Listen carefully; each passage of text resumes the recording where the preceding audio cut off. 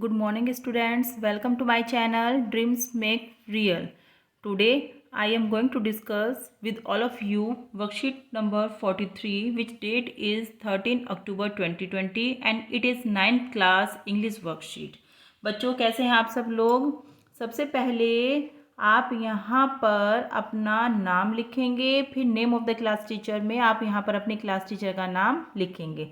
बच्चों आज की जो हमारी वर्कशीट आई है वह हमारे चैप्टर ए ट्रूली ब्यूटीफुल माइंड किसको बताया गया है, Albert Einstein who was very famous person in scientific field, जो कि बहुत ही मतलब क्या थी, इम्पोर्टेंट कह लो या फिर फेमस पर्सनैलिटी कह लो, ठीक है। साइंटिफिक क्षेत्र में जो बहुत ही फेमस पर्सनालिटी थे एल्बर्ट आइंस्टाइन, उनके बारे में ये वर्कशीट हमारी है, जिन्होंने एक थ्योरी दी थी, थ्योरी ऑफ रिलेटिविटी, जो बहुत ही वर्ल्ड वाइड फेमस हो गई थी, उसी के बारे में हमें यहाँ पर बताया है, ठीक है। Albert Einstein was born on March 14, 1879 in the German city of Ulm. Albert Einstein का जन्म 14 मार्च 1879 को जर्मन सिटी है एक अल्म, जो एक जर्मन का शहर है, वहाँ पर उनका जन्म हुआ था। He could not talk for about 2.5 years। वो लगभग 2.5 साल तक नहीं बोल पाए थे, ठीक है।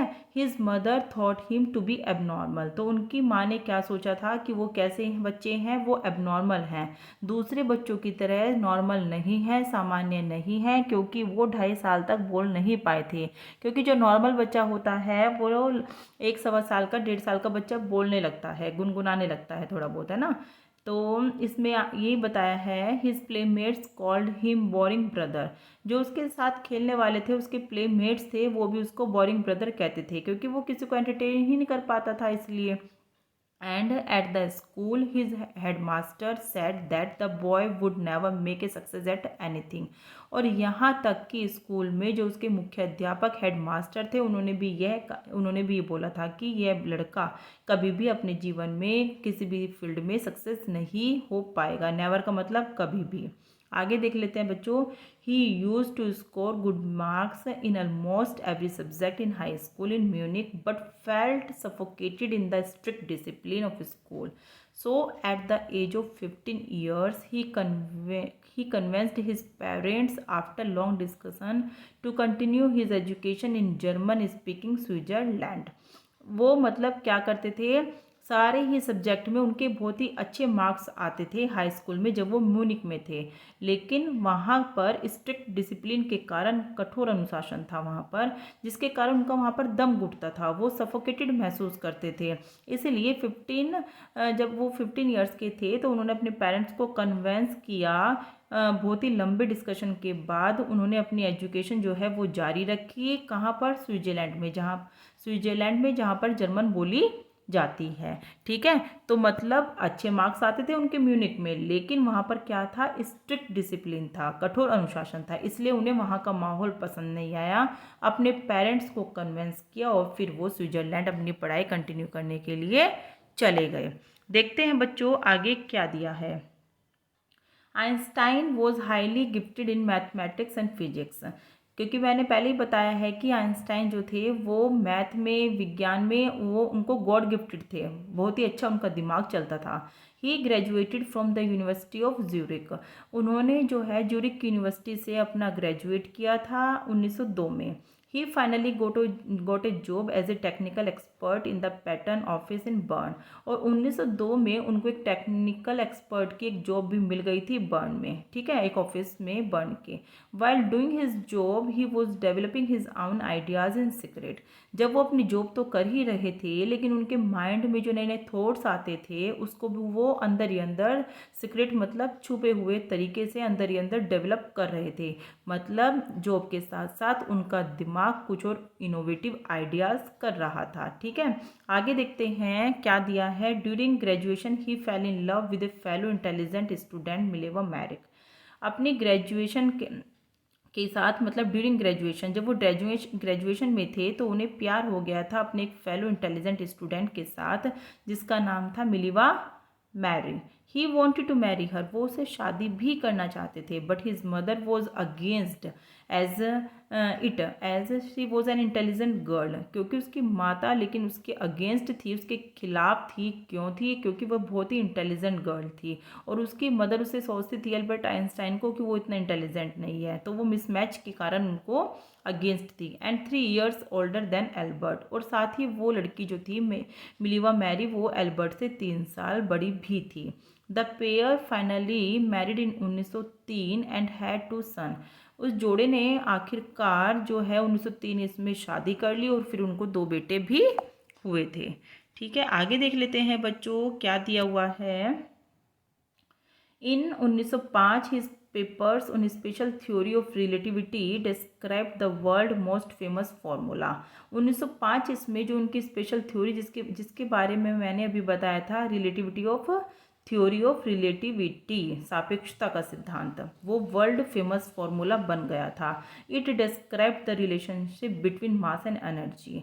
यह जो है फॉर्मूला डिस्क्राइब करता है संबंध को मास एंड एनर्जी के बीच में। ये फॉर्मूला उनका बहुत ही फेमस है, जो आपको ऊपर चित्र दिया हुआ है, पिक्चर दी हुई है, अल्बर्ट आइंस्टाइन के बराबर में भी देखिए यही फॉर्मूला लिखा हुआ है। After a few years the marriage became week. कुछ सालों के बाद जो है शादी कमज़ोर पड़ती चली गई। क्यों? Mileva started losing her intellectual ambition, क्योंकि जो मिलेवा थी वो अपनी जो है फैमिली में इतनी इन्वॉल्व हो गई थी कि वो अपनी इंटेलेक्चुअल एम्बिशन को खोती जा रही थी। और उसका एम्बिशन तो कुछ और था, क्योंकि वो इंटेलिजेंट गर्ल थी और उसे उस फील्ड में आगे बढ़ना था, लेकिन उसे टाइम नहीं मिल पा रहा था, इसलिए उसकी एम्बिशन पीछे होती जा रही थी। So she became an unhappy and house wife, तो इसलिए वो एक मतलब खुश नहीं रही, हाउस वाइफ बनकर खुश नहीं थी। इन 1919 द कपल फाइनली डिवोर्स्ड। 1919 इसमें इन दोनों ने फाइनली डिवोर्स ले लिया था। And he married his cousin Elsa the same year, और फिर एल्बर्ट आइंस्टाइन ने अपने कज़िन जो एल्जा थी उससे उसी साल जो है शादी भी कर ली थी। किस साल? 1919 इसमें डाइवोर्स लिया था और 1919 में ही एल्बर्ट आइंस्टाइन ने एल्सा से शादी कर ली थी। देखो बच्चों, आगे भी कुछ पैराग्राफ और दिए हैं, ये भी देख लेते हैं।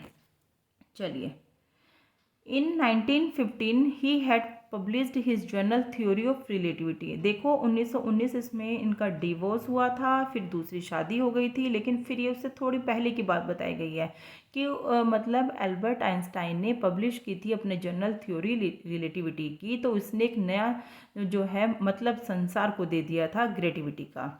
An eclipse of the sun in 1919 brought proof that his theory was accurate.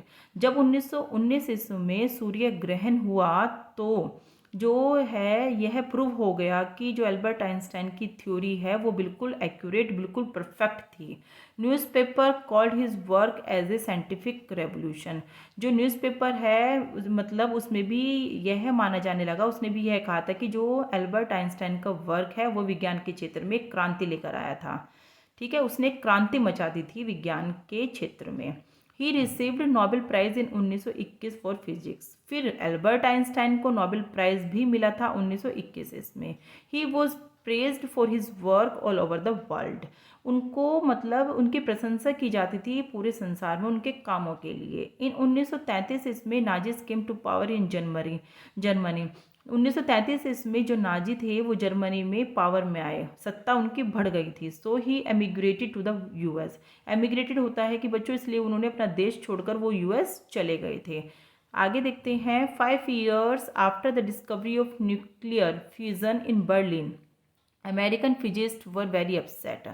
5 सालों बाद जब खोज हुई न्यूक्लियर फिजन की खोज के 5 साल बाद बर्लिन में अमेरिकन फिजिस्ट जो थे बहुत ही अपसेट थे। दे वर एफ्रेड द नाजिस, में नाजिस से डर रहे थे। क्यों?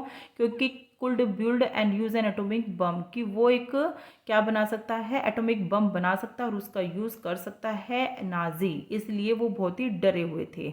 One of the request of the colleague, he wrote a letter to the American President Roosevelt warning him that a single bomb exploded in port might very well destroy some of the surrounding territory.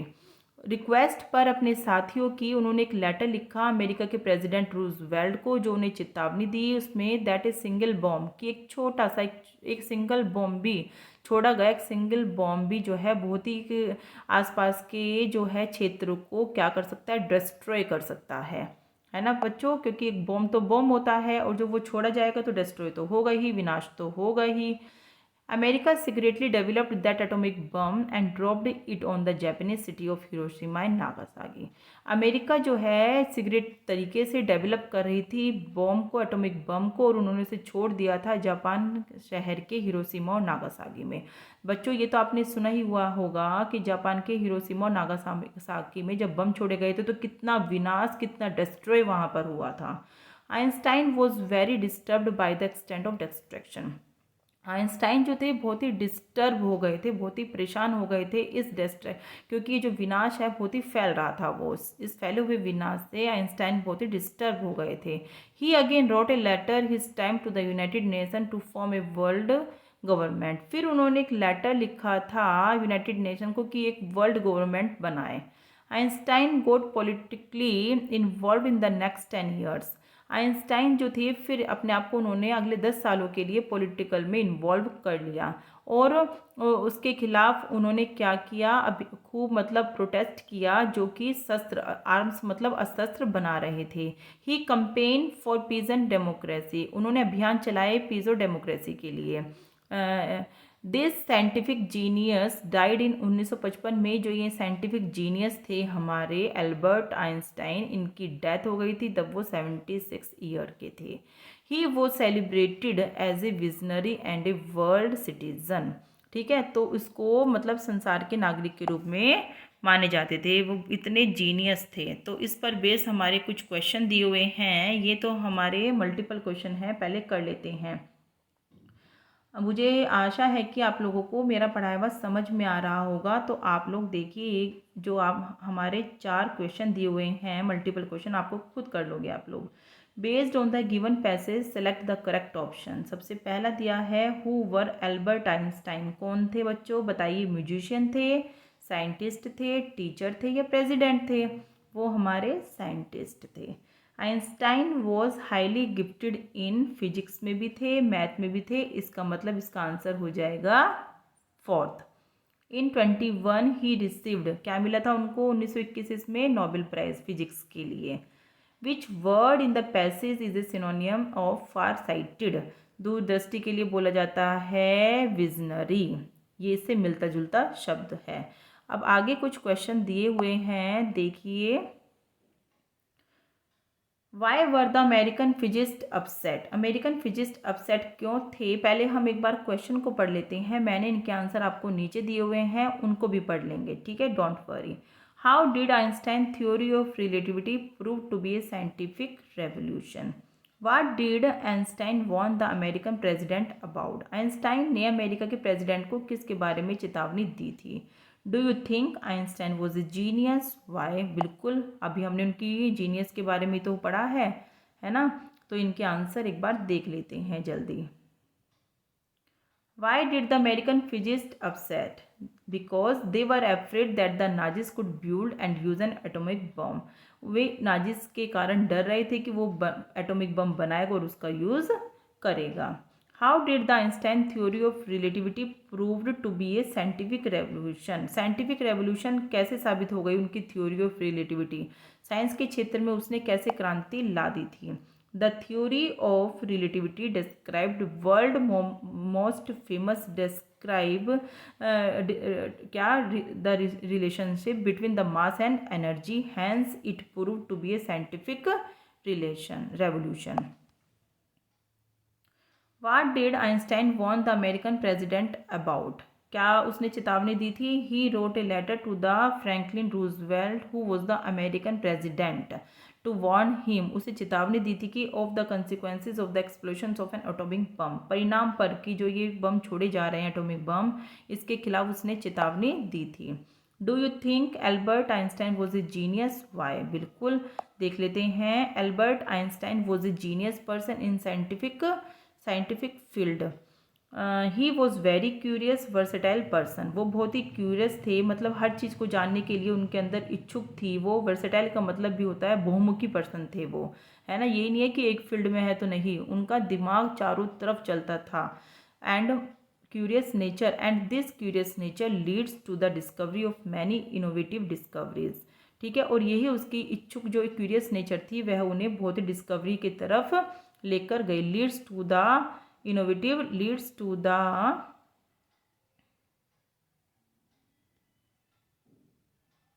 Many innovative discoveries. One of them, उनमें से एक है theory of relativity which was very popular in over the world, जो कि पूरे संसार में बहुत ही फेमस हो गई थी, थ्योरी ऑफ रिलेटिविटी।